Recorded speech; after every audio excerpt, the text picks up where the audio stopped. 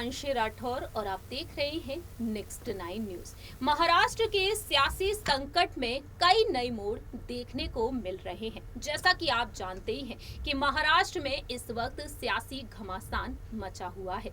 जब से महाराष्ट्र में अपनी सत्ता को गंवाया है, शिवसेना के प्रमुख उद्धव ठाकरे ने वह तमाम बड़ी चुनौतियों का सामना कर रहे हैं। उनकी दिक्कतें कम होने का नाम नहीं ले रही हैं। एक तरफ उन्हें उम्मीद है कि सुप्रीम कोर्ट अपना फैसला उनके पक्ष में सुनाएगा, तो वहीं चुनाव आयोग भी उनके पक्ष में फैसला सुना सकता है। लेकिन दूसरी ही तरफ यहाँ पर बीजेपी के समर्थन से जिस तरीके से एकनाथ शिंदे ने अपनी सरकार बनाई है, एकनाथ शिंदे और उप मुख्यमंत्री देवेंद्र फडणवीस इस वक्त ऐसे फैसले लेते हुए दिखाई दे रहे हैं जिससे कि यहाँ पर महाविकास आघाड़ी का गठबंधन टूटता बिखरता हुआ नजर आ सकता है। फिलहाल देखा जाए तो बीजेपी ने अब रणनीति बना ली है। एनसीपी के प्रमुख शरद पवार के गढ़ को बारामती मिशन यहां पर देखने को मिल रहा है। सांसद हैं सुप्रिया सुले और यहां पर बात की जाए शरद पवार के भतीजे पूर्व उप मुख्यमंत्री अजीत पवार के बारे में। अजीत पवार जो महाविकास आघाड़ी के लिए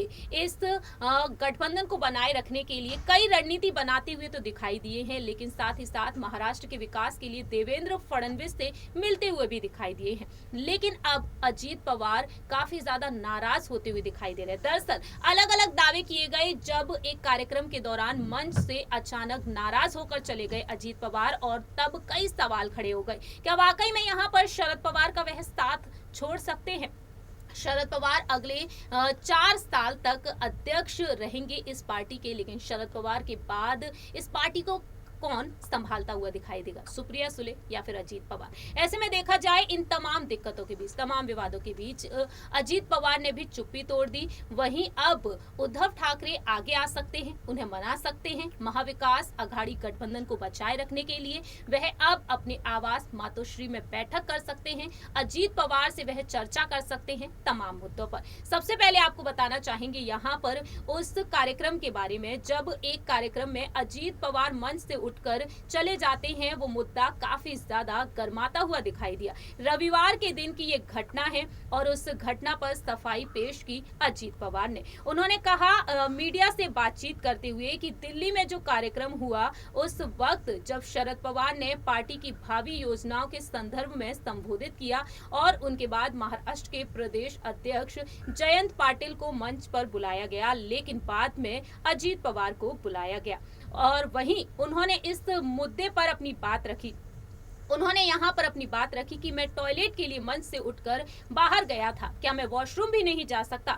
और वहीं इस तरह की रिपोर्टिंग से बचना चाहिए जिसमें कोई भी तथ्य ना हो। मालूम हो कि साल 2024 में लोकसभा चुनाव होने जा रहे हैं और इस वक्त शरद पवार रणनीतियां बना रहे हैं कि वह यदि पूरा ही विपक्ष एक साथ हो जाता है तो पूरा ही विपक्ष मिलकर बीजेपी को हरा सकता है। वहीं दूसरी ही तरफ यहाँ पर यह कहा जा रहा है कि शरद पवार के बाद मंच पर वह बोलना चाहते थे, लेकिन उनकी जगह जयंत पाटिल को बोलने का मौका दिया गया। इसी वजह से वह मंच से नाराज होकर चले जाते हैं और एनसीपी में इस वक्त कुछ भी ठीक नहीं चल रहा है। और इसी बिखराव को बचाने के लिए अब उद्धव ठाकरे मातोश्री में अजीत पवार को आमंत्रित कर सकते हैं और उनके साथ बैठकर चर्चा कर सकते हैं। फिलहाल देखा जाए तो महाराष्ट्र की राजनीति में ये तमाम बड़े बदलाव देखने को मिल रहे हैं और इस बैठक को अगर किया जाता है तो अजीत पवार उद्धव के साथ मिलकर, ठाकरे परिवार के साथ मिलकर कांग्रेस और पूरी ही एनसीपी को साथ में लेकर अगर चलते हैं तो आने वाले समय में आगामी बीएमसी चुनाव में, लोकसभा चुनाव में कितने बड़े बदलाव देखने को मिलेंगे, ये वक्त के साथ ही पता चलेगा। इस रिपोर्ट में इतना ही। बाकी की तमाम अपडेट्स के लिए देखते रहिए।